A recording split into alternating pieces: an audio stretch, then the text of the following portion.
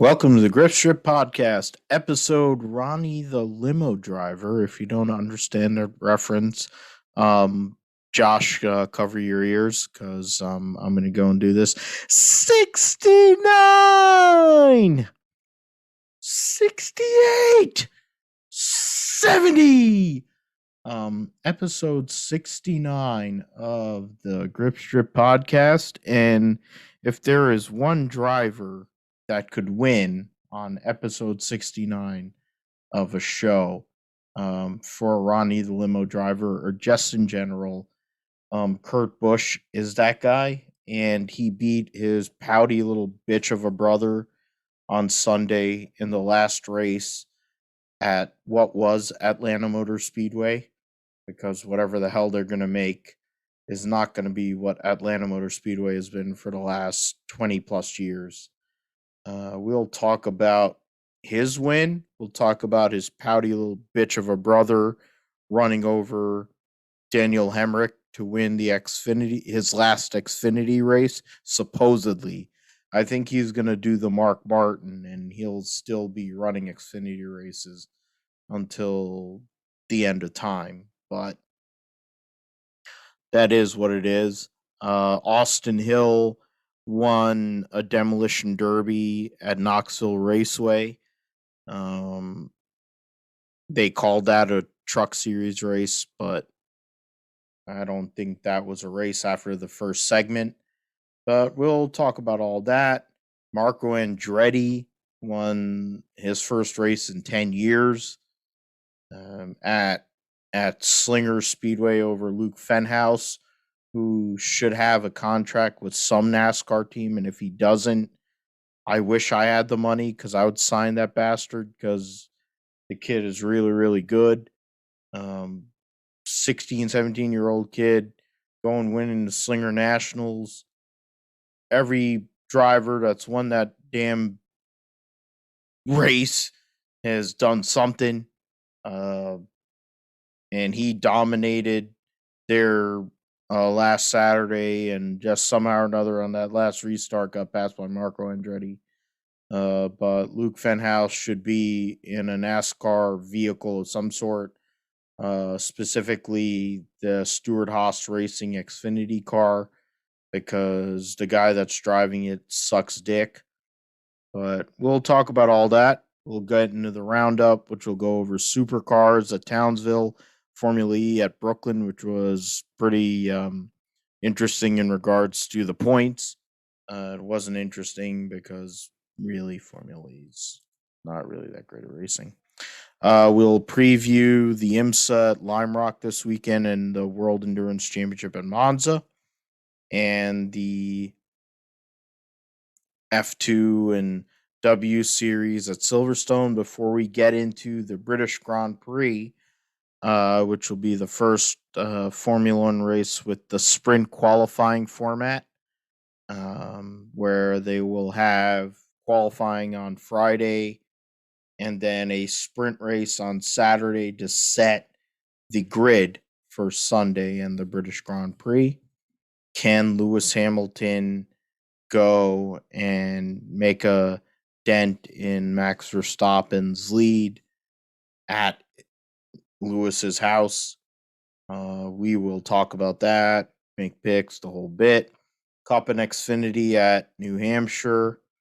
We'll talk about previews, picks, since they'll have a 2-week break because of the Olympics, when everybody that goes there is going to get COVID. But that's beside the point. We'll talk about Josh's sim segment, what he's doing on iRacing, and we'll close the deal. But first things first is the Quaker State 400 moved from Kentucky Speedway to Atlanta Motor Speedway, running a race at Atlanta in the middle of July in the day, which was illogical. The crowd that showed up proved the point, but it was a Busch brothers benefit between both Kyle and Kurt. Kurt led the most laps. Kyle he went and undercut Kurt and on the last pit stop and was able to put himself in position to win.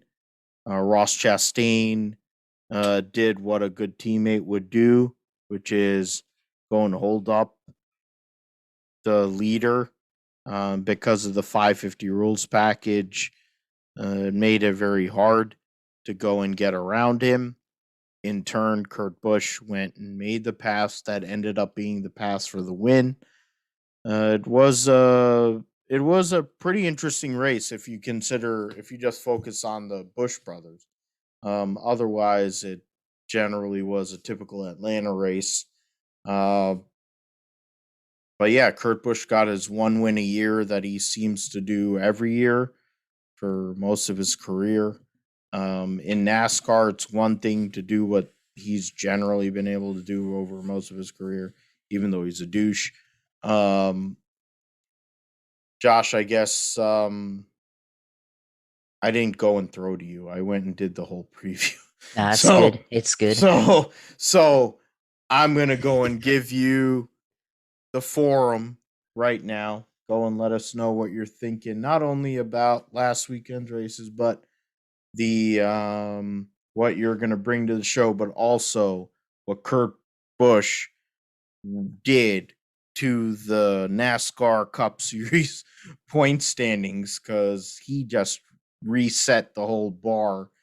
Anybody that's outside of the 16th place bubble has to win after what Kurt Busch did on Sunday. Yeah, it's pretty crazy. I mean, we talk about Kurt Busch winning the race, and it kind of throws everything for a loop now, because now we have 13 or 12 drivers that have won this year and only 4 that haven't won. And that's a pretty interesting storyline now, as we still have Denny Hamlin haven't won yet. We have Kevin Harvick hasn't won yet. Austin Dillon and Tyler Reddick, they haven't won yet. So now those guys have a little bit more pressure now to go out and win. Although I think Denny Hamlin will most likely, more than not, probably win the regular season points title. But I think Harvick is a little bit on shaky ground there, although not much, because he's on, he's 9th in point standings, and he's way ahead of Austin Dillon and Tyler Reddick. And unless they have some catastrophic failure where they DNF the next couple of races, can't really see Harvick falling out suddenly. And I think they'll be the first Stewart-Haas car to win this season finally. And I think it's probably going to happen soon within the next couple of weeks here. It seems like he's starting to get back to his regular form after basically being off the entire season. But I think with Kurt Busch winning, I mean, now that puts him into the title chase and gives one last opportunity, if there is any, for Chip Ganassi Racing to win a title under this format, and with their suddenly now their last year in NASCAR competition. Then, of course, you have Kyle Busch, who probably could have won this race too, even though he had a bad ending to that, being blocked by Ross Chastain. Still padded his points and is in 3rd place in the regular standings and 4th in the playoff standings. So nothing really to worry about for him there. But it was a excellent opportunity for Kurt Busch, and he definitely took advantage of it there. And really, I mean, this race, like you said, it was basically the Kyle and Kurt show, the Busch brothers show, and it was at the end, it looked like Kurt Busch was chasing down Kyle Busch, and it was like kind of like shaping up to be like one of those old school so-called Atlanta finishes, where we've seen like in the mid 2000s, early 2000s, kind of throwing back to that, and maybe more of like the Jeff Gordon, Jimmy Johnson style duel that we had back in a decade ago at this track, kind of like that. Even with the 550 rules package, still kind of shaping up to be like that. And definitely Ross Chastain had a hand in that one, but Kurt still had to drive it, and Kyle Busch almost got him with like 7 to go on the backstretch, but just didn't have enough speed on backstretch right there to slow down Kurt Busch. I mean, maybe he could have side drafted him a little bit more there, slowed him down in that turn, and try to sustain that battle, but it wasn't quite over. They just didn't have enough right front, like Kyle Busch been saying the last couple of weeks, and is not the like most heart pounding finish, but definitely it was very strategic, I guess, in the way that they had to, make them, how Ross Chastain had to block Kyle Busch, and then Kyle Busch definitely had to have a plan in his mind of, okay, when's the time to go up and try to make a move, and I think that was a shot there at 7 to go, but just didn't have enough car there to make it happen. So unfortunate for him, but once again, it's like the second time now that Kurt Busch has actually beaten Kyle Busch in a Cup Series race. So good for him. Got to beat the little brother every now and then sometimes. So it's good for his ego there too. And Kyle Busch, probably happy for his brother at the same time. He wants to beat his brother as well. So that's how it is for Kyle Busch, and that's what we'll see for the end of the Atlanta pavement. And of course, that was the other storyline this weekend, that the controversy with the Atlanta pavement being repaved and reconfigured, and drivers not being happy. And that's probably the best way to send it out, as a kind of a finish like that. So at least get to see Atlanta racing like that one last time before they reconfigure everything or ruin it, as some people say, or ruin it again. As Dale Earnhardt said in '97 that they took a good racetrack and ruined it. And if you go back to that, and then what they're doing now, maybe they're ruining it twice. So that's one way to think of it. And then, of course, there is also the controversy with the next gen car, and if driver impacts next year will cause any fatalities, because the chassis is still too stiff for whatever reason, and not really sure what to make of that. Still seems like maybe that was an early test, and now maybe it may not be the case. Not quite sure, but it's definitely something to be concerning. I mean, maybe next year we have the big one at some track, and then you look inside the cockpit and the driver is basically broken glass. We'll see what happens, but it's not really a good look there. But I guess still a little ways to go, and they'll have to put out some more convincing reports and videotape, I guess, of crash testing to make sure that that's not the case. Because certainly don't think that they would put that out there. But then again, seems like, from what I understand, NASCAR rushed that one out there. So a lot of incompetence, insulting of intelligence there. But we'll wait and see what happens there. But I think this weekend, just a decent weekend of racing to send out Atlanta one last time. Yeah, absolutely. If you don't know who we are and you're listening to us, I'm pretty sure you do know who we are. I'm Philip Matthew. That's Josh Fine, for all the great points he just made there, not only with the racing, but with the next gen car. The fact that they don't care that people are going to probably eat it if they hit something. And when you go to Daytona, there's a high likelihood of people eating it, because that's just what they do, because nobody respects anybody anymore. And Kurt's going to be in a 2311 car next year, for all intents and purposes. And, you talk about Kyle Busch, who almost ate it a few years ago and somehow or another backed into a title in 2015. You talk about Ryan Newman, who basically should have been dead and made it through. There are so many examples of drivers that are out there and in other series right now that somehow made it through. And if you're making a car that's basically a death trap, it's akin to what the IRL had back in the late 90s, which basically put Sam Schmidt in a wheelchair and other people seriously injured. It's akin to that, and it's a problem, and it's a fundamental problem. And when you have people like Scott Miller, who's a puppet and a moron, the fact that he was a crew chief of a good race team is beyond me.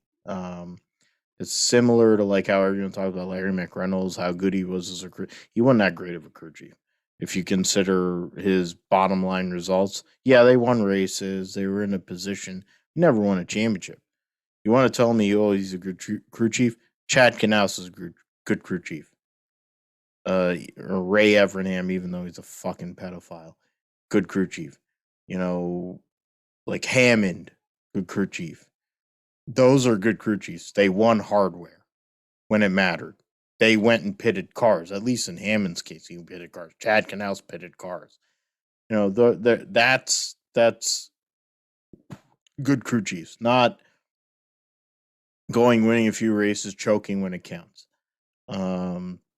But that's a separate discussion. We'll get into that. But for Kurt Busch, winning his one race a year, going and keeping his career alive after all the bullshit he's done in his career, somehow or another go and win that race. Ross Chastain doing the shake and bake. Kyle Busch getting butthurt about it. The reality is he could have wrecked Garrett Smithley at Vegas a couple of years ago. He could have wrecked Ross Chastain if he really wanted to. If he was afraid of that, pit stop, when you consider Joe Gibbs Racing pit stops are probably the best in the sport. I mean, what's the difference at that point? That's what would have happened. You go and send Ross Chastain in the infield, you're going to have a late race pit stop, and you're going to have a restart, and you're going to have an opportunity. And fundamentally, the two of them had the best cars. Are you going to be able? Is your team going to be able to go and pit your car better than Kurt's team? Are you going to be able to beat him on a restart? Are you going to be able to beat him over the long run? The reality is he knew he wasn't going to be able to beat Kurt on a long run. And Kurt was making time on him. And it just worked out that Ross Chastain played the teammate role to a T. And the reality is I have no problem with it personally. I don't know about you, Josh, but I have no problem with it. The reality is I have no problem either. Yeah, he's a rookie in a sense in good equipment. He's been driving bullshit in this sport in the Cup Series for years. He's been driving crap for the better part of his entire career. Ross Chastain played the part. He did his job. He did the Valtteri Bottas to a Lewis Hamilton, which, I mean, that's a real reach because Kurt Busch is a douchebag and he's fucked himself out of multiple rides. Lewis Hamilton's a freaking goat. But using the Formula One reference, that's kind of what he did. And in turn, Kyle reacted in the way that he usually does, which is, oh, I can't get past him. Oh, what the fuck do you do? And he went and rage quit, and he lost. After he ran over Daniel Hemrick, which we'll get into in a little bit. He could have just run over Ross Chastain. That's my thing. It's like, go and run over Ross Chastain. What the hell is the difference? You might have taken your brother out in the process and you'd have won the race. Because there was nobody else within a 10-second vicinity of you people. The whole entire race on Sunday was a Busch Brothers battle. He could have sent Ross Chastain to frickin' Florida to go and get his watermelon. He didn't do it. Go and do that. Are you worried about damage on your car? Really? When you're talking about how your splitter's hitting the ground, go and send them. It might make your splitter work better. It might actually make your handling better. I mean, that's really what it is. In the grand scheme of things, Larson didn't win. Hamlin went and extended his points lead. It didn't really affect a whole heck of a lot in regards to point standings. Kurt Busch won over Kyle. Truex third after getting penalized and having to start tailback because he failed inspection, which is whatever. Him and Chase Elliott failed inspection more than anybody. Bowman fourth, Blaney fifth, Tyler Reddick sixth, Clyde seventh, Christopher Bell eighth, D. Burrito ninth, and Baba Booey, Brad Keselowski in 10th, Kevin Harvick 11th. Hamlin was 13th. He got good stage points. Bobber in 14th and Chase Briscoe in 15th. Larson finished 18th. He had issues late, but you know, reality is Larson didn't have a good car this race compared to the last race. Blaney built up to it running a Krusty Wallace pseudo throwback and came up when it late in the race and got that 5th place finish. Point standings going into New Hampshire. Hamlin has a 10-point lead over Larson. Kyle's third, as Josh mentioned. Byron is only 6 points behind him. Then Elliott and Logano are only separated by 4 points, 5th and 6th. Martin Truex is in his own little world. Blaney's in his own little world in a sense. Harvick and Keselowski are only separated by 3 points. Bowman is 11th.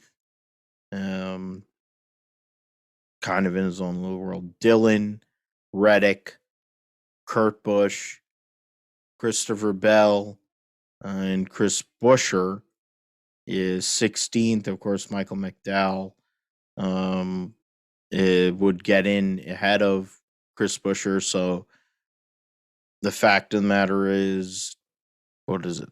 It's Chris Buescher is. I'm gonna have to go and look at that. Chris Buescher is 96 points ahead of behind Tyler Reddick right now. D Burritos under 38 points. Chastain 145. Bubba Wallace 148. In regards to the playoff bubble, that's how much the win for Kurt Busch mattered. Because he's ahead of 2 guys that have won a race, and then 2 guys that have actually accumulated points for most of the year, and Hamlin and Harvick.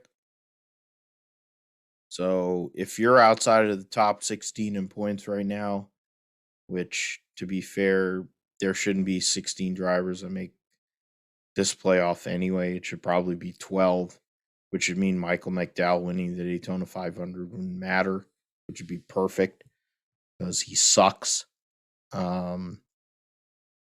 Right now, there'd be 12 winners, and you'd have to go and win a race. I mean, Denny Hamlin would probably get in on some sort of technicality as a points leader.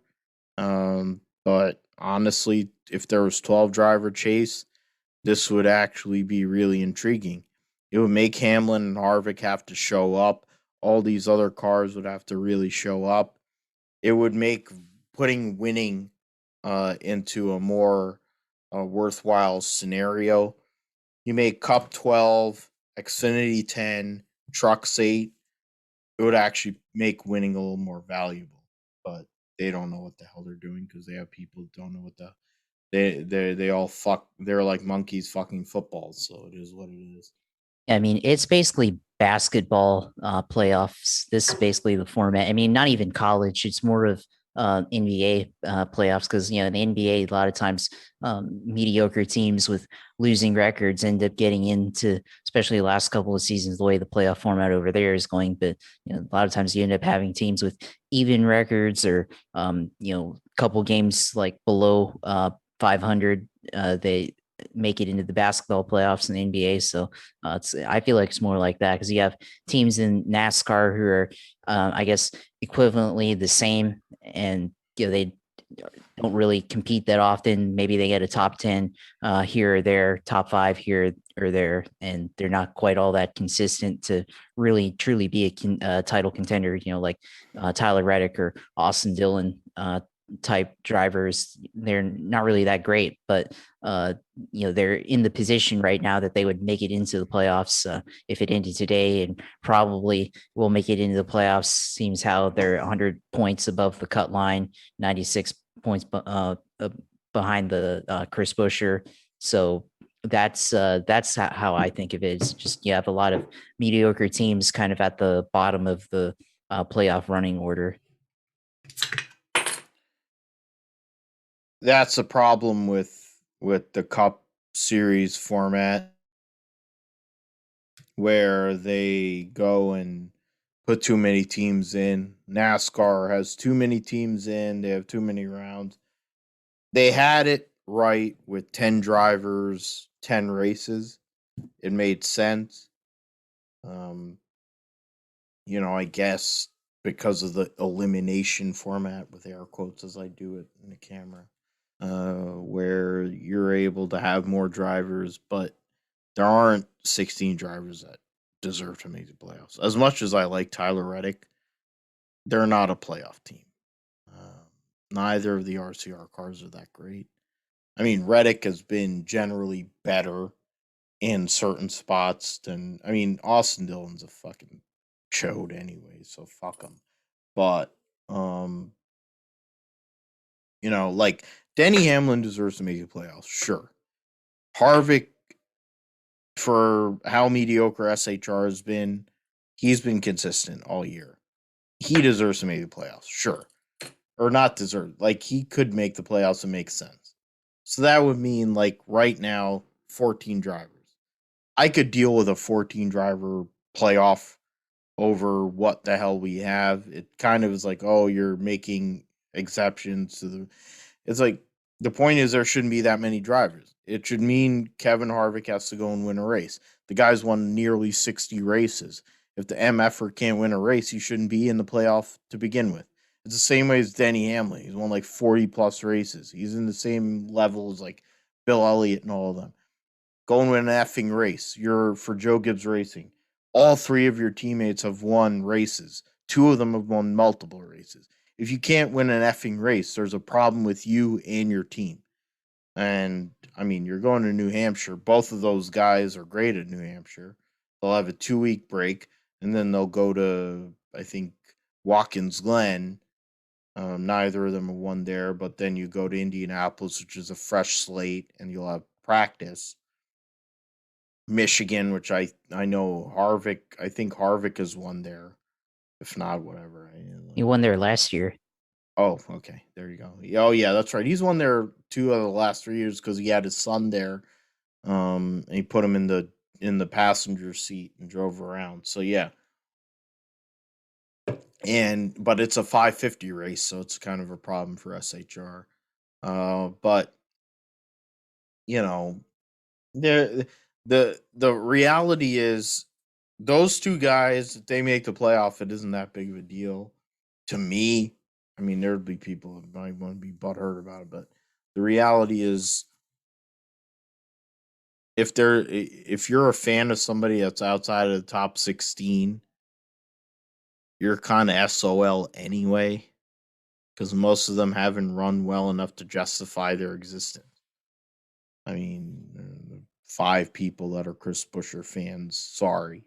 Bubba Wallace has a fan base. I'm a fan of Bubba Wallace, but that team has not been good for most of the year, mainly because Mike Wheeler sucks as a crew chief.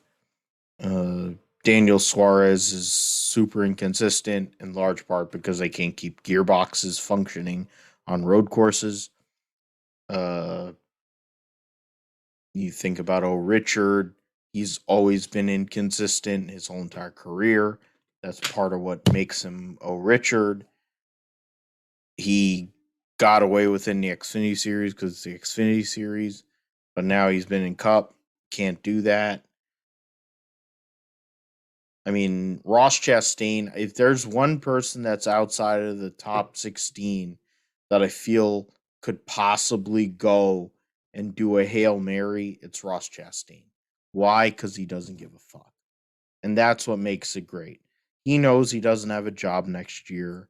Kurt knows he has a job, even if he didn't get that win at Atlanta last week. But if Ross Chastain does a Hail Mary this weekend in New Hampshire, or if he goes and does that at Daytona or Michigan, that's not shocking. He could do it. And he's not bad on the road courses either. And that team's running really, really well. It would be to be completely honest, as much as I like Tyler Reddick, it would be better for the playoff to have the 42 in the playoff than an RCR car. and you have Ross Chastain in there, you'll be aggressive and you'll push things. It'll make things happen. It'll be entertainment. And since NASCAR is more about WWE level, Ross Chastain's a WWE kind of guy. And we'll definitely get in all that in regards to the playoffs and stuff.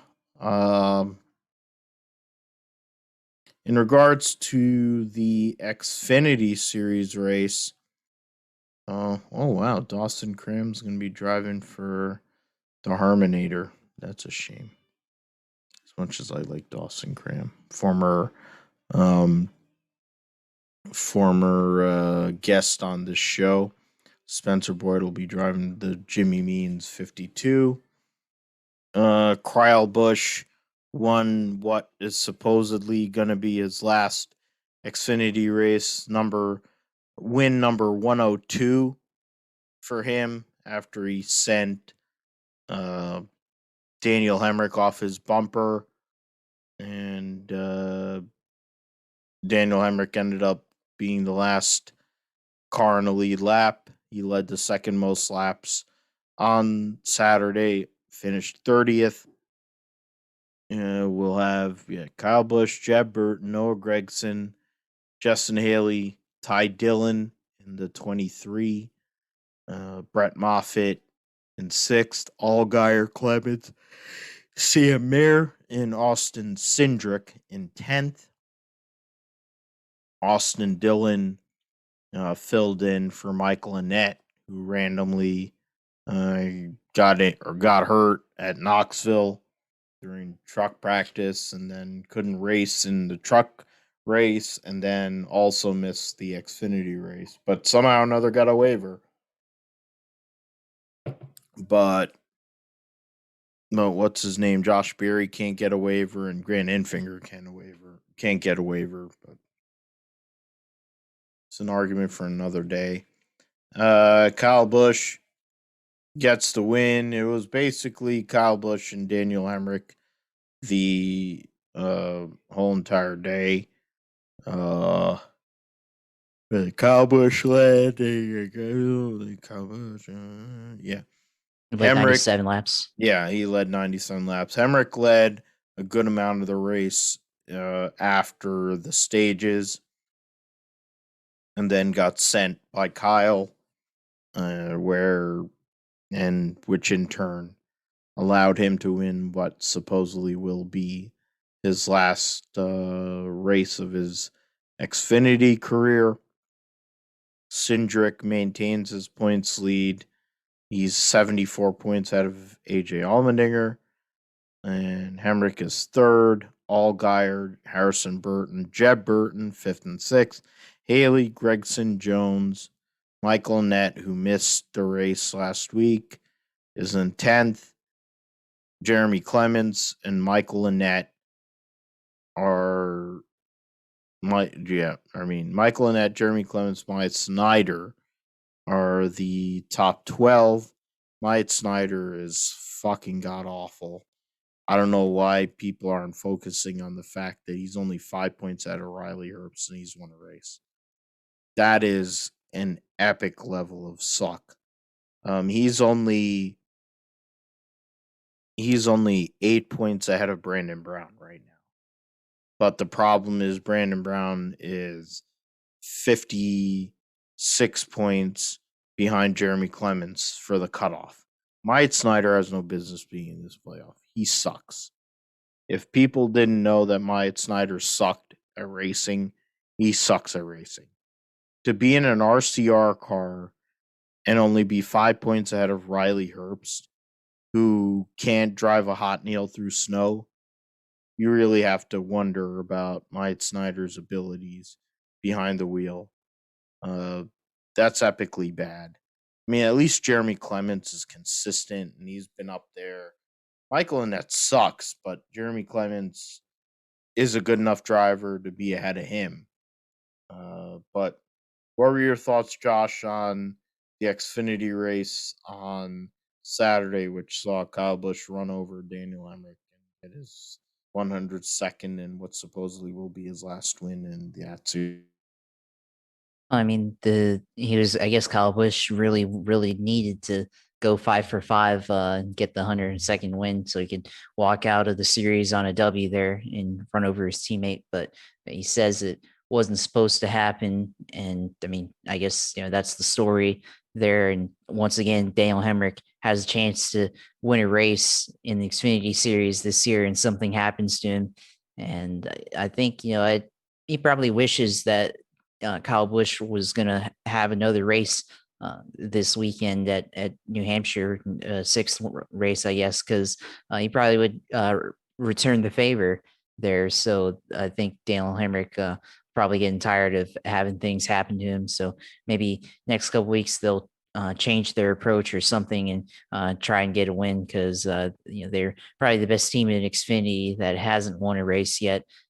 So it's looking like they need to take one of those opportunities and win. Although for the other hand, their teammate Harrison Burton, Brandon Jones, both who won early last year, have not won either this year. So I think as a whole, JGR Xfinity probably needs to go back and do a little bit of reevaluation there and see what's going on with their Xfinity programs. They haven't really won that much outside of Kyle Busch, of course, but their regulars haven't won this year when they had already won a few races last year by this point in the season and everything. So I think as far as that goes, they'll have to take a look there. I think Kyle Busch, maybe he'll come back. We'll see what happens. I mean, they'll have a race where they need a sponsor or something, or they're not going to be able to fill out all the races and be like, "Hey, Kyle, come back." He's like, "Okay, fine, I'll do it," or something. But maybe, I mean, he didn't say he was going to retire from the truck series or anything like that. So probably see some more Kyle Busch truck races, which I guess makes more sense because he's a truck owner. So I guess a little people should probably be a little bit more okay with that because he's technically driving his own equipment and probably more super late model stuff. And then also being able to coach his son on the weekends as he starts his own racing career, racing the little dirt go-karts, Millbridge Speedway, and all those little tracks in the Carolinas and everything. So as far as the race itself, I mean, it was a lot of, I guess, a lot of small wrecks towards the end there, after the second stage, but then second last restart, Kyle Busch gets into his teammate, he hits the wall, and then ends up winning the race there. So I guess a decent Atlanta Xfinity race there. We'll have to see what happens next week at New Hampshire. Yeah, we'll see what happens in the Xfinity series since they'll have a race and break due to the Olympics coming up along with the Cup Series. Trucks will basically have a month break before they go to Watkins Glen for their cutoff, which we will get into right now. Truck Series race at Knoxville Raceway, the home of sprint car racing, wing sprint car racing, home of the Knoxville Nationals, which will be coming up here. What is it, in 2-3 weeks' time? Where Hard R put in his entry to try and win the Knoxville Nationals, along with many others. The most prestigious race in 410 wing sprint car racing.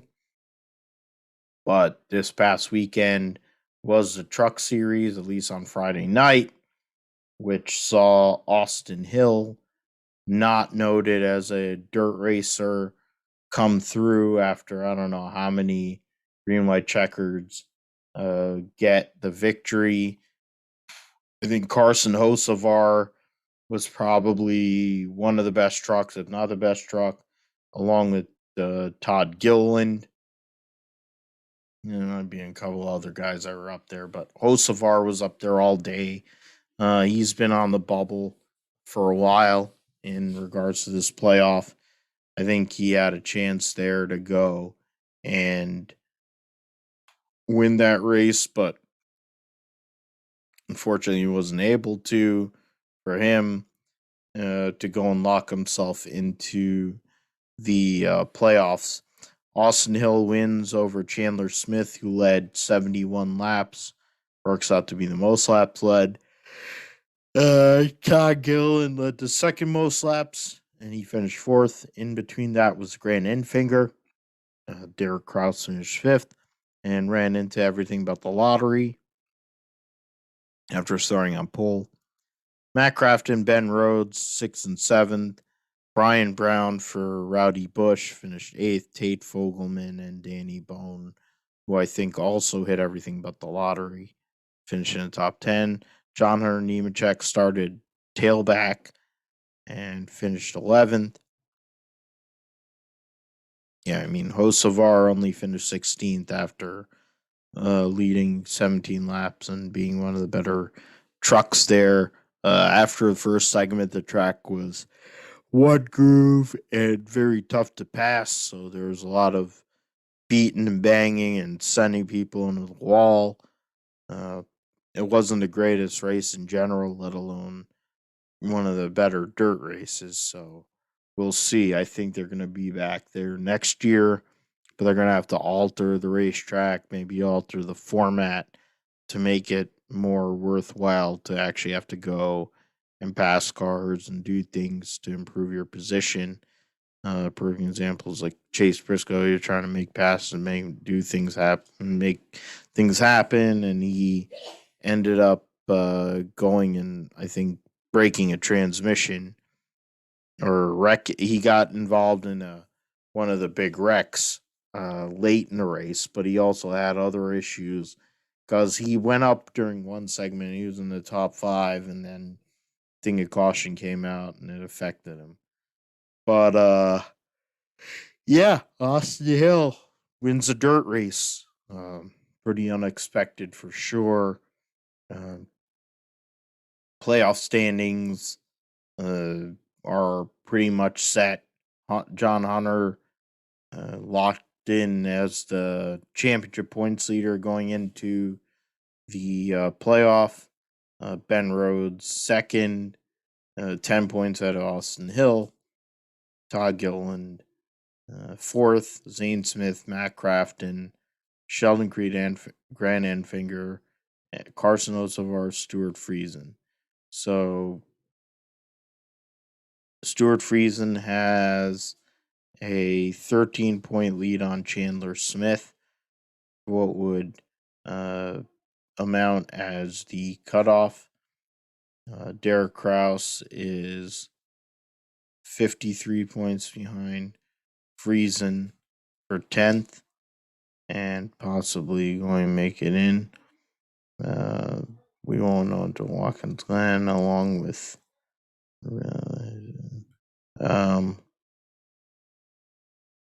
yeah, so went over all of that.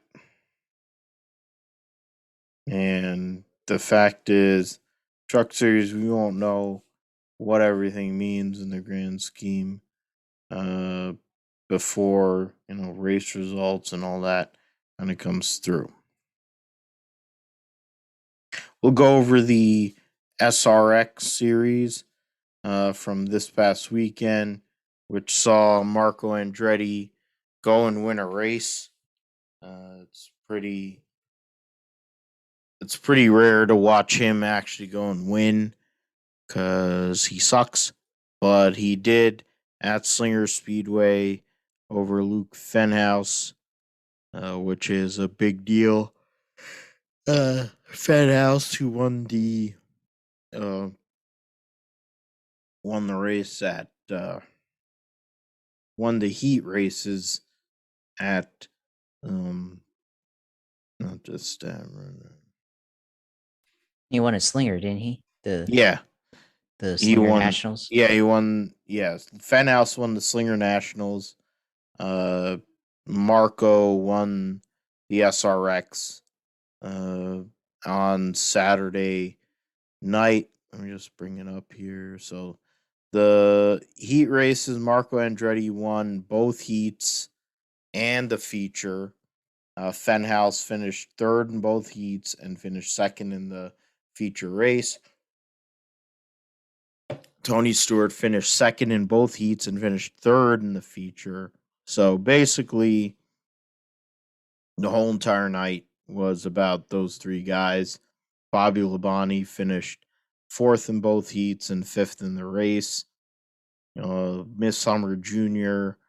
finished eighth in Heat 1, eighth in Heat 2, and fourth in the actual feature.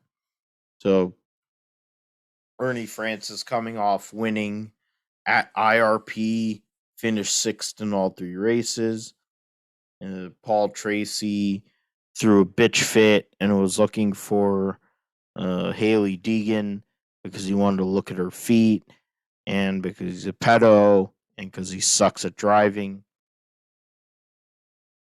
I guess I'll throw to you, Josh. What do you think about Marco actually winning a race for the first time in 10 years?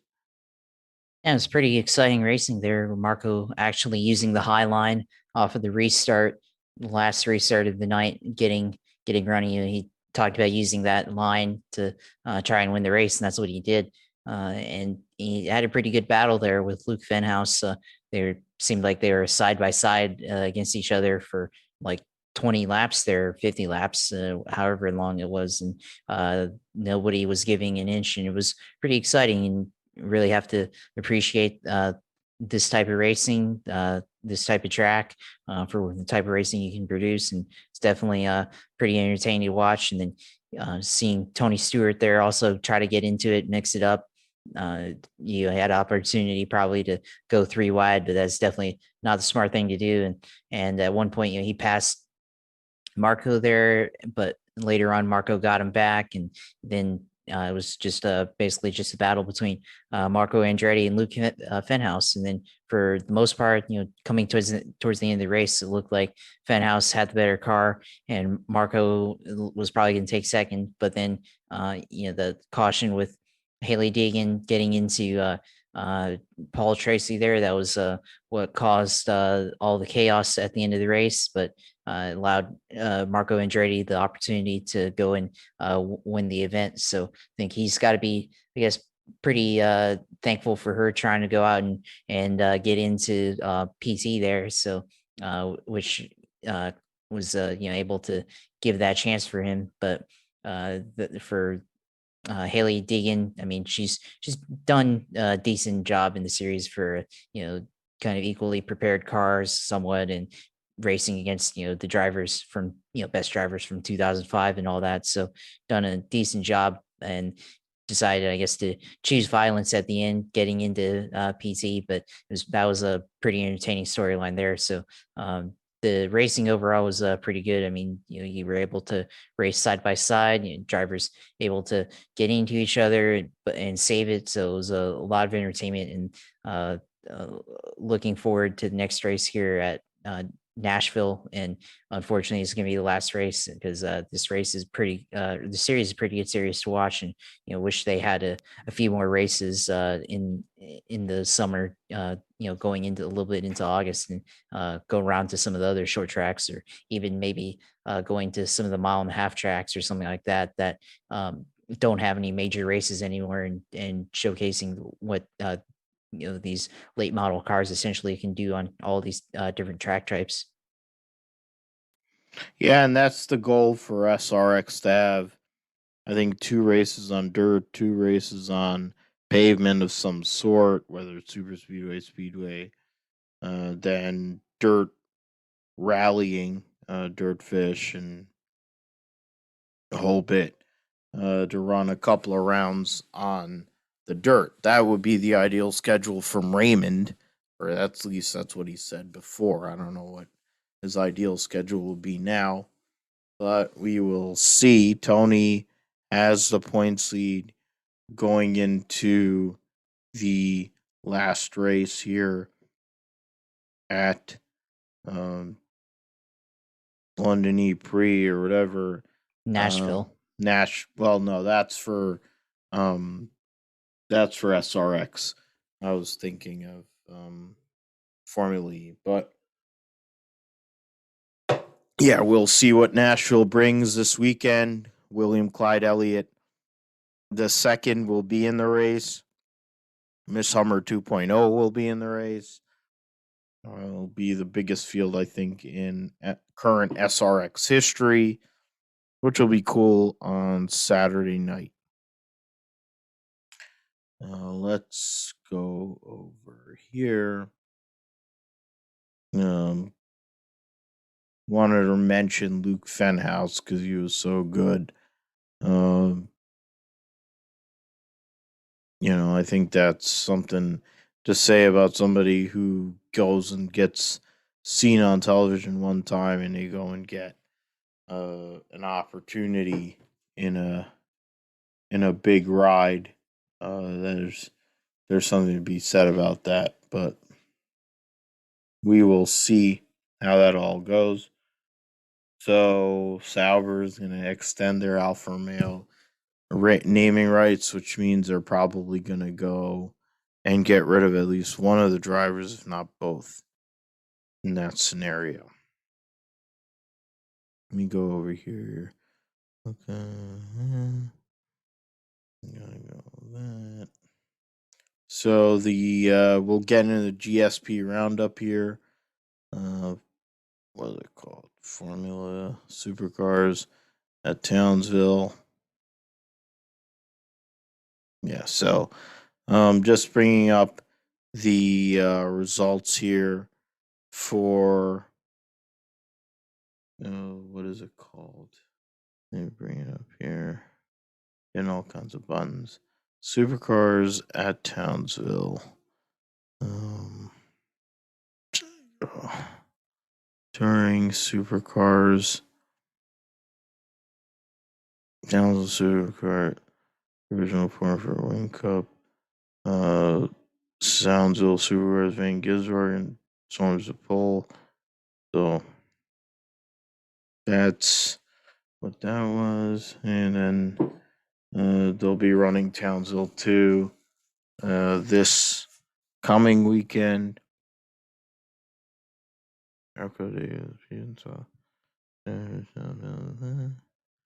Results in the roundup for Townsville. Last week, Shane Van Gisbergen beat Jamie Whincup and Anton Di Pasquale. That was the podium. I have a lot of Fords behind the three Holdens, where Nick Percat finished fourth. So Fords dominated the top 10. 4, 5, 6. Yeah, so that's pretty good. Holden Mark Winterbottom finished 10th. That was in race 1. Race 2 saw Jamie Whincup win over Shane Van Gisbergen, Todd Hazelwood, Nick Percat, Anton Di Pasquale, Cameron Waters, Will Brown, Will Davison, Tim Slade, David Reynolds. And then, Jamie or Chaz Mostert over Shane Van Gisbergen, Jamie Whincup, Gary Jacobson, Scott Pye, Zane Goddard, Jake Kostecki, Cameron Waters, Nick Percat, Todd Hazelwood were the top 10. And we'll go from that to Formula E at Brooklyn, which was in the Red Hook section of Brooklyn. And let me see here. Did you see anything else, Josh, in regards to any of the other racing that would be in the roundup or in general that you want to mention? I didn't really see anything else. I mean, I saw Connor Daly was at Formula E race at Brooklyn, and I guess he's got some connections there from when he raced in Europe. But I mean, I didn't really. I mean, I probably should have seen IMSA at Lime Rock Park, but wasn't able. That'll to be get around this to that. weekend. Yeah. That'll be Yeah. this weekend, so you don't Okay. have to worry about that. Okay. Yeah. In regards to the race results in the New York City E-Prix, first of 2 races, Sim, was it round 11? Go to round 10. Max Gunther for BMW Andretti Motorsport over Jean-Eric Verne and Lucas Agrassi. Cassidy and Frines, 4th and 5th for Envision Virgin Racing. Buemi, Roland, Lauder, Bird, and Rast finished in the top 10. And then in the second race, to go and bring that up. In the second race, you had Sam Bird over Nick Cassidy, Antonio Felix da Costa, Pascal Verline, Andre Lauder, Alexander Sims, Norman Nato, Robin Fryans, Alex Lynn, Max Gunther. Anything else in Formula E in Oh, Brooklyn? sorry. Yeah, I said that in regards to the Sam Bird winning the race. In regards to the point standings going to teams and drivers. The teams title right now, Audi Sport, App Schaefer leads over BMW Andretti. Dragon Penske Autosport, which is Ericsson and Sergio Sette Camara. DS Tachita, defending champions with defending world champion Antonio Felix da Costa. Drivers in Virgin with Frines and Cassidy. I'm trying to bring it out. Driver standings. Sam Bird has a 5-point lead over DaCosta and Robin Frines. 9 points to Mortara, 11 over Cassidy. Yeah, John Eric Verne, Renee Rast, Mitch Evans, Pascal Verline, Nick DeVries in the top 10. We'll get into IMSA at Lime Rock this weekend, which will see what takes place in. It'll be Friday and Saturday. Because Lime Rock has a curfew, just like Englishtown. You have. I'm just gonna that. Gonna get out of that. So we can count down. Yeah, so Lime Rock Park, one of the tightest circuits in all the land. Trying to go and make it work in general. And it'll be a strictly GT Le Mans GT Daytona race. Get in the entry list. The three GT Le Mans cars will be the 2 Corvettes and the WeatherTech Porsche of Cooper McNeil, Matthew Jaminet in the Porsche.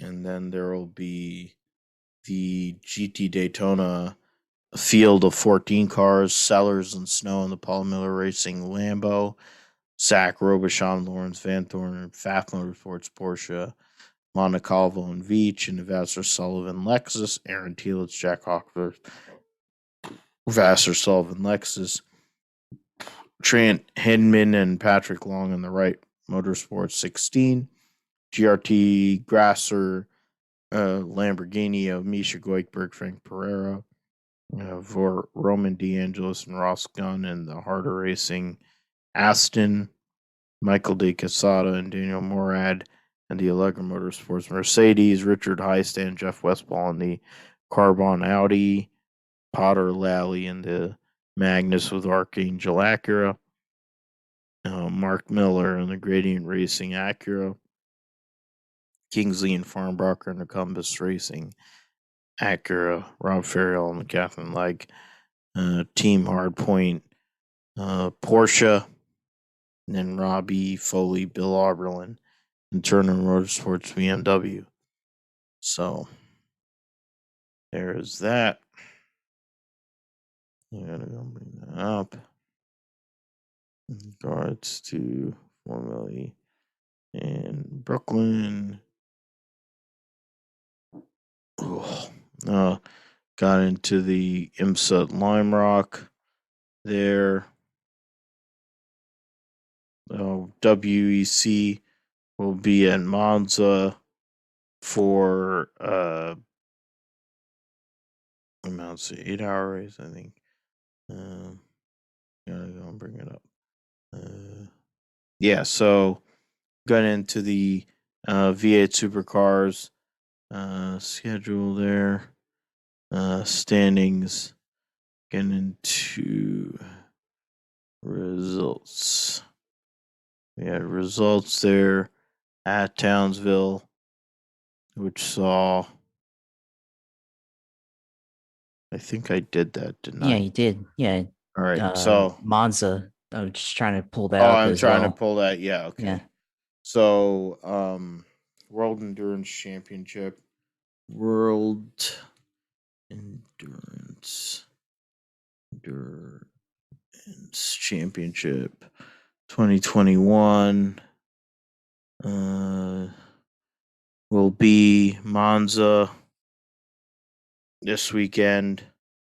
Waiting on the thing to load. It's not really loading, but they'll be going to Spa. They'll be going over here.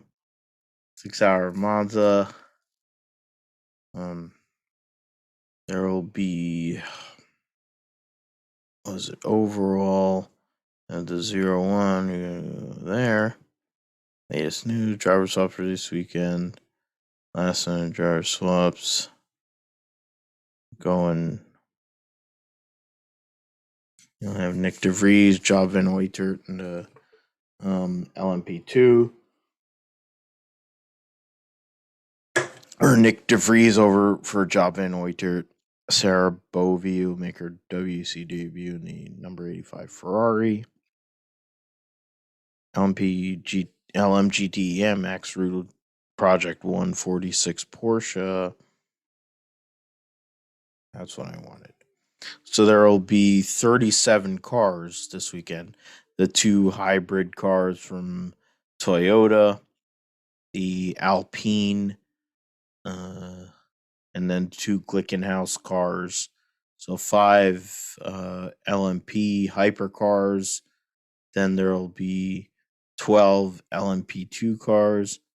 You have Dragon Speed from America, along with United Autosport, and then Risi Competizione, who is considered an American team.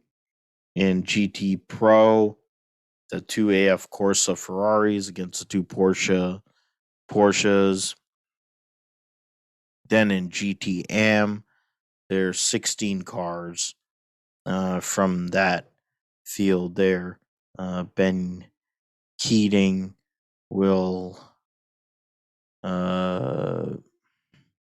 is he going to be running double header? No, he won't. Ben Keating will be running just strictly in the GTM category. So yeah, 37 cars for 6 hours of Monza, fast circuit, low downforce.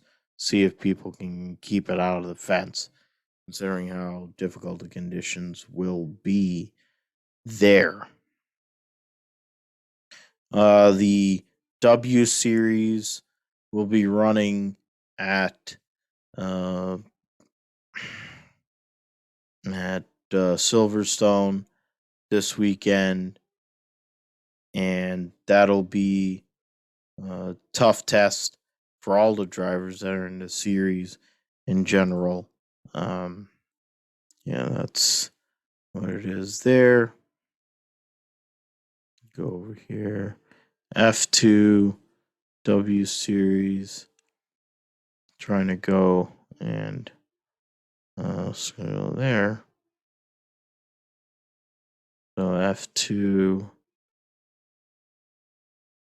zombie. Yeah, British Grand Prix coming up this weekend. We'll go over that here shortly.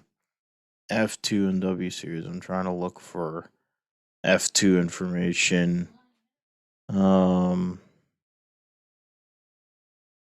be the current standings in the Formula 2 Championship. Guan Yu Zhou has a 3-point lead over Oscar Piastri and a 12-point lead on Robert Schwartzman. Yuri Vips is 15 points back, and then 18 points back is Dan Ticktum. Tio Pocher, 6th. Jan Deruvla, 7th. Liam Lawson, 8th. Felipe Drogovic, 9th. And Ralph Boskong in 10th. Kind of theoretically solidify their role in this race. Whether they go and win overall or not, probably going to go run segment each. The W Series makes their second visit of the year at Silverstone to go and test their wills. Of course, there was some tests of wills here a few weeks ago, so we'll see how that all works out in regards to points and trying to get a lineup. F2 W Series. We'll go and get into the previews and picks for the British Grand Prix. Josh, first race was the sprint qualifying, so I guess it's a multi-pronged question. Thinking about the sprint qualifying, what do you think will happen with that? What is there going to make a difference in regards to the product that we see on Sunday? We're also going to go and ask, can McLaren and whether it's Lando Norris or Daniel Ricciardo, go and put themselves in position to be on a podium between Friday and Saturday? Or is there somebody else that could go and make that happen? Plenty of things to talk about in regards to the British Grand Prix. Can Lewis Hamilton go and do what he needs to do to get back into the points championship? Yeah, I think with this championship here and the sprint race format, it's going to be a unique challenge for the series. We've got the two drivers that have been battling this year with Max Verstappen and Lewis Hamilton. Verstappen's had the hot hand as of late and is taking over the points championship, and overall has had the speed and pace in the Red Bull car compared to Lewis Hamilton, who had a couple of early season victories, but now it looks like Lewis Hamilton and Mercedes have been falling behind a little bit, and we're not really sure what kind of pace they're going to have this weekend at their home track for Lewis Hamilton at Silverstone. So it's going to be an interesting storyline with how he's going to respond to the challenges he's been facing this season, and being able to see if they can get back into the fight against Verstappen. But I think the sprint race qualifying format is going to throw a bit of a interesting twist into the weekend, especially with how the pace is for Mercedes. If they don't have a top three car, or in terms of raw speed, in terms of practice times, it's going to be interesting to see where they end up in the sprint race starting out in that lineup. And if Lewis Hamilton is going to have to be really aggressive, as it's only a 100-kilometer race, only 17 laps on the circuit, and they will be given a free choice of tires, and pit stops will not be mandatory. So it's going to be kind of a flat out race from start to finish. So we're going to see some drivers, at the beginning, especially at the beginning of the race, drive, or sprint race is going to drive really aggressively and try to see if they can get up there into the top 10 and get a good starting spot. So if Lewis ends up, qualifying for the sprint race in like seventh, it's going to have to make a lot of moves in the early portion of that to put himself in position for Sunday's race at the British Grand Prix. Whereas Max Verstappen is probably going to have one of the fastest cars going into the sprint race, and should have top 3 speed at minimum, if not top 2. So I think Verstappen is definitely has an easier chance to survive the sprint race.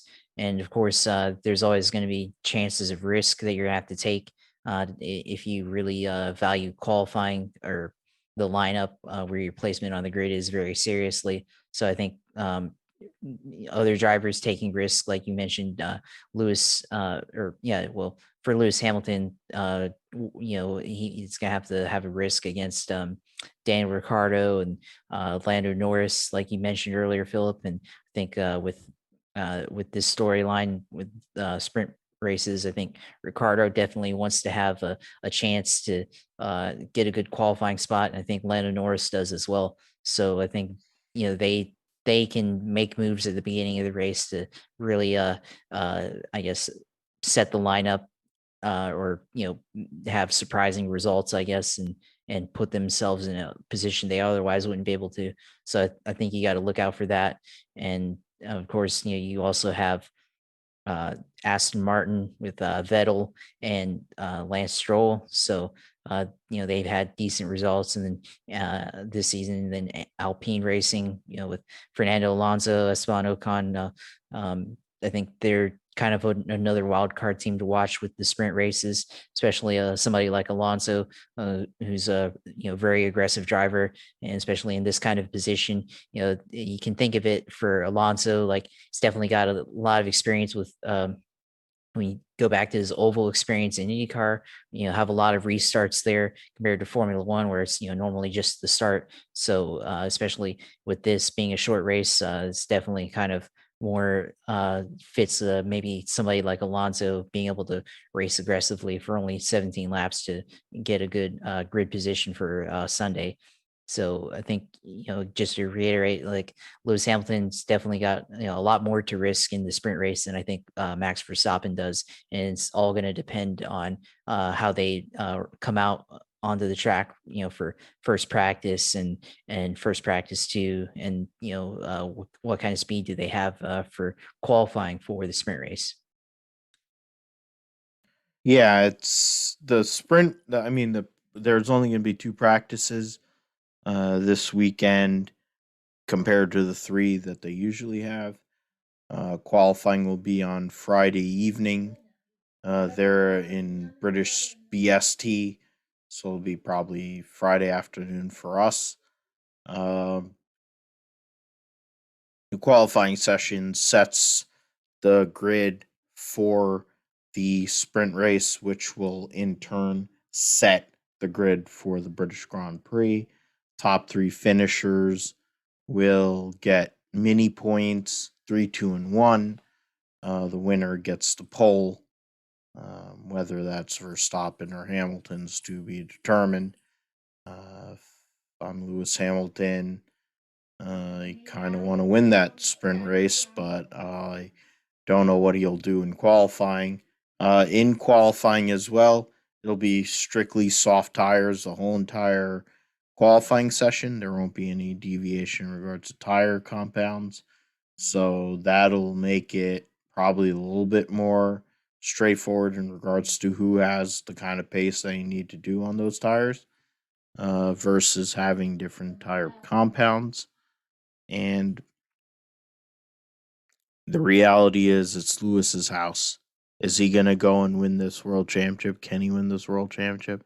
He has to go and do it between here and Hungary before uh, the summer break if he wants to make anything happen in regards to trying to win an eighth world championship. There's a lot of talent in Formula One. There's a lot of things you have to do in regards to aero and all that. So that might go and affect things. Um, Midfield battle, McLaren, of course, is up front with Ferrari. That's something we'll go and watch.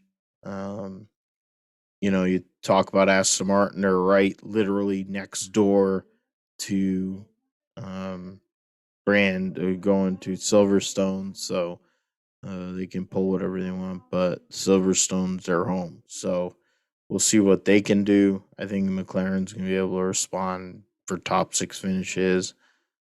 Fernando Alonso for a reason.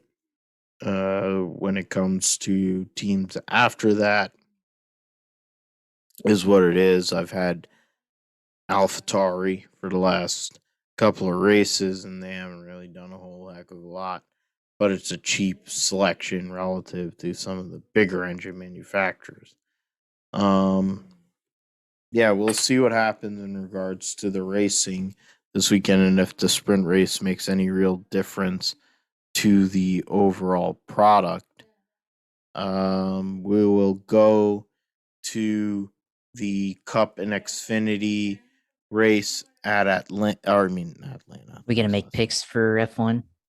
Yeah, we'll make picks for F1. I'll let you go first. I mean, yeah, I guess we'll do both the sprint races and top 3 for sprint races, and then the British Grand Prix itself.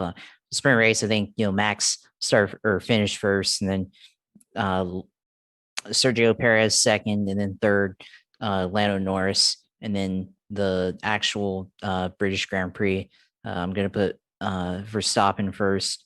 I'm gonna go again Perez in second, and then Lewis third place, and finish in the British Grand Prix.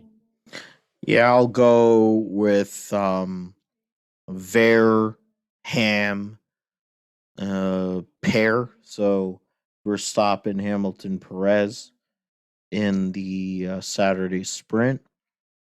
And to be different, I'll say Lewis Hamilton wins the British Grand Prix on Sunday over Verstappen and Perez.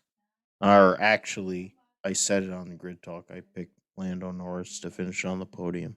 So I will do Hamilton, Verstappen, and Lando Norris as your podium for the British Grand Prix. And we'll see what happens in regards to those picks. But and how the sprint format works and the less practice and all that. We'll go to New Hampshire now and the Foxwoods Casino 301 Cup race and the Xfinity Series race that they will have there. What the heck is it called? Am Better Get Vaccinated 200. That'll piss off certain people. Yeah, Dawson Cram will be driving the 74. Honored. That's his Xfinity debut for Dawson, Yeah, isn't it? yeah, it will be his Xfinity debut. So, as much as I hate Mike Harmon, it's a cool thing to see Dawson go and make his debut. And Bailey Curry kind of giving up his ride. So that'll be interesting to see what he's able to do. But let me go over here in regards to the entry list. No Kyle Busch, thankfully. So that'll be nice.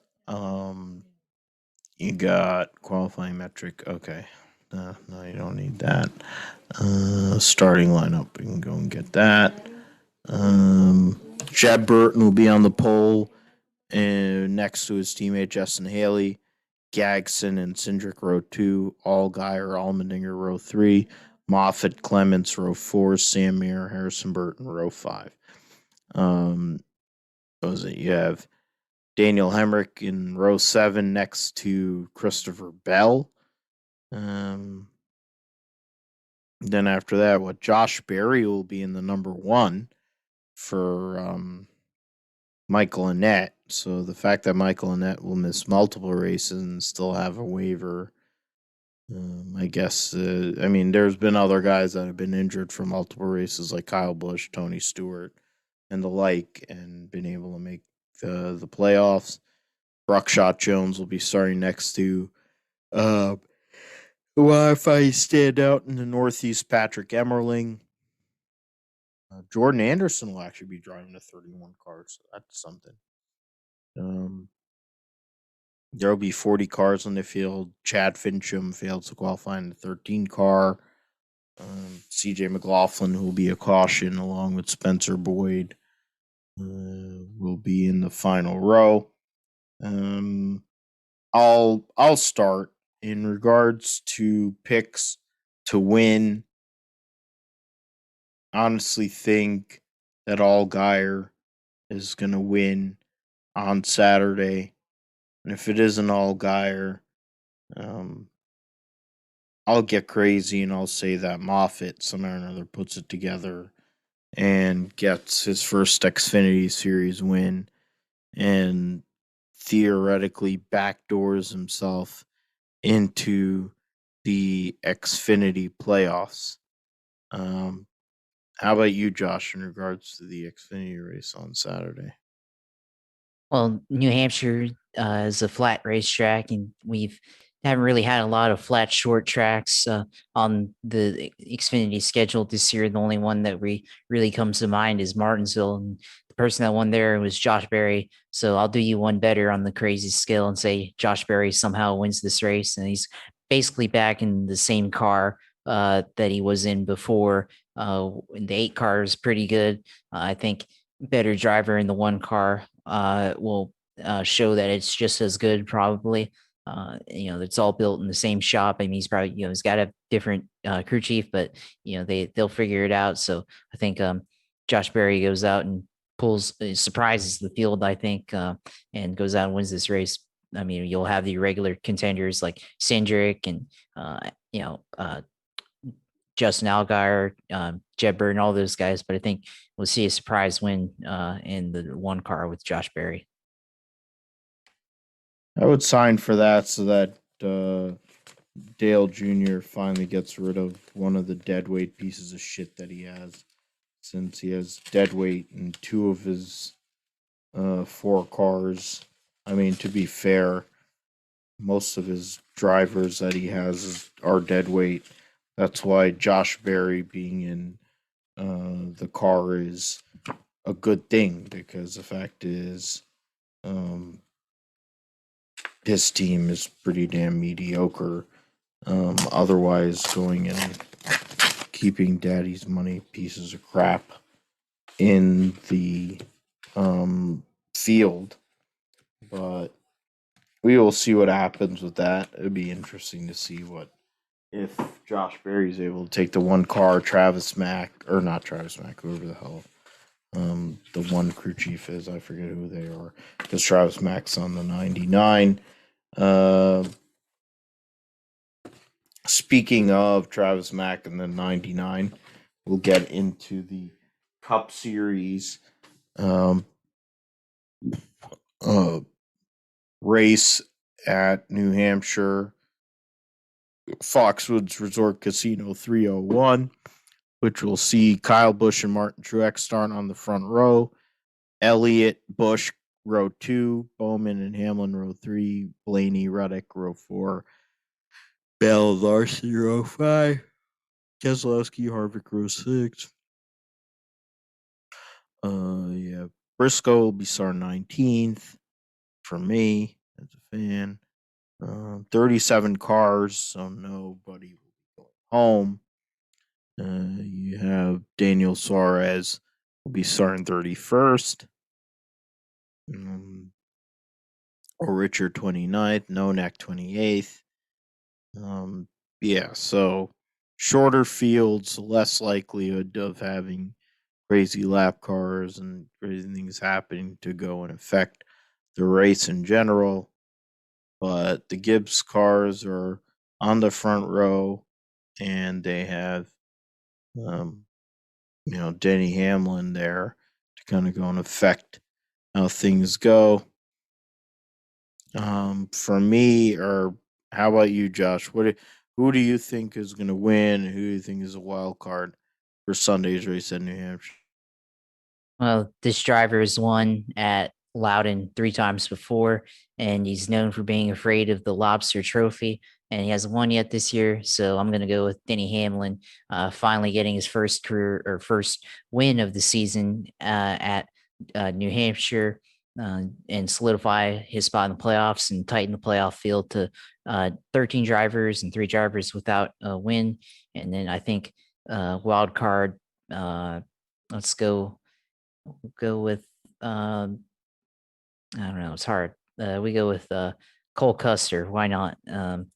He's hasn't really done a whole lot this year, but this is like, again, I've said it before. This is the kind of season where, or the part of the year where you have a lot of drivers that finish where you don't expect them to. So this guy hasn't really done a whole lot this year. So why not? We'll see. Maybe he gets into the top 10 or something at New Hampshire. Yeah, that'll be something to see. I think in regards to Sunday's race, thinking about flat tracks and what's all going on, um, honestly believe that Truex is a guy, even though he hasn't had form per se in recent weeks and hasn't been the greatest, he's able to do what is asked of him, not only on the racetrack but off the racetrack. And then you consider the fan base that he has for what he's done and what he's about. I think Truex gets the win. Um, in regards to a wild card pick for Sunday's race, I will take William Byron because the fact is he's right in the middle of the field. He can go and make progress on the outside line or inside line, give himself a two-way miss, and go and put himself in position to go and strike when it matters. And that's really what it is. Pardon the bowling pun, but that's something that William Byron's going to have to do after this week and going into next week. We will go to the sim segment for you, Josh. So let us know what you've been doing and your exploits, and then also what you plan to do here during this coming weekend on iRacing and elsewhere.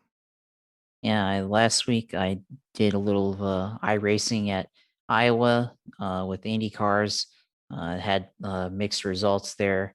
A lot of early out wrecks on my end. Got in, it wasn't really that great of a result there. Had a couple of wrecks early on, then managed the other night to get a decent run in, finish top 10. So it was able to get some, I guess, points back from whatever was lost from DNFs at the previous races, and then also tried out the next gen car at Homestead and missed the start of the race, so ended up falling a lap down, but then was able to get my lap back, and then finished like, I don't know, like 17th or something like that. So first time racing against real people in that car on a mile and a half. So decent experience. I mean, you still have to kind of drive the track. You just don't really have a lot of top end speed. So you're able to use the low line, the high line, kind of like what we've been known to, how it's raced in the past. Is just not a whole lot of top end speed. You kind of top out around 170 or something going into turn 1 and turn 3 in this car. So we'll see what it looks like in real life.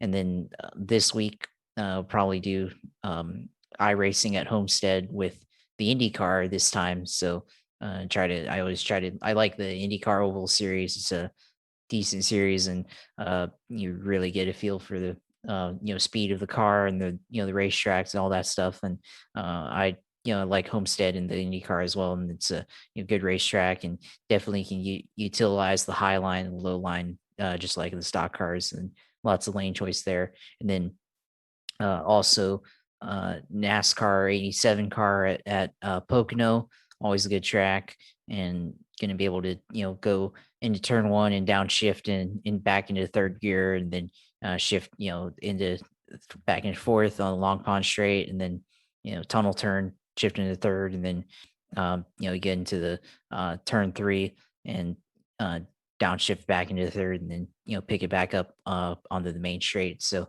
87 car at Pocono is always fun too. So try that out. Maybe do some road course racing as well if I can. At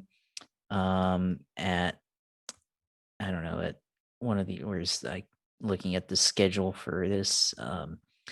Maybe I don't know if you know Tsukuba circuit in Japan. It's a kind of a short circuit that iRacing. It's a pretty popular track, I guess, in Japan. It's featured in Gran Turismo as well, and maybe do some racing there with Ford Mustang or the Mazda Miata. Both pretty good low-level road course cars, and 25-minute racing action there. So good short series, and that's a series that I've had a lot of good success in as well. So got a lot of variety, of course, as always on iRacing, and always glad to be able to participate and play in it, even if it's not always the most accurate racing experience. Hey, it's something that I wish I could do. Probably going to make me act a little more responsible if I was able to go and do that, but maybe not. Credit to you, Josh, for your expertise and ability to go not only win races, but put yourself in position to win races, because that's all you can do. If you're able to go and put yourself in position, the wins will come. That's just a product of life. So we'll check you out in NASCAR and IndyCar forum posts. You can listen to the Grip Strip podcast on Apple Podcasts, Amazon Music, Spotify, Podbean, Pandora, and Talking in Circles. Or Talking in Circles. What am I thinking? Grip Strip podcast. Talking in Circles is my old show. Grip Strip podcast, ready for the man who somehow or another got through whatever he was going through to go and bowl a pretty good game. Go and find us at Grip Strip Pod. You can also find us on Podbean, philipgmatthew.com. And find me at Philip G. Matthew on Twitter. And follow me on Facebook as well. Let us know if you want to give us a like. We'll take it, definitely, and we'll go and give you a shout out. Josh, do you have anything you have to preview on the way out?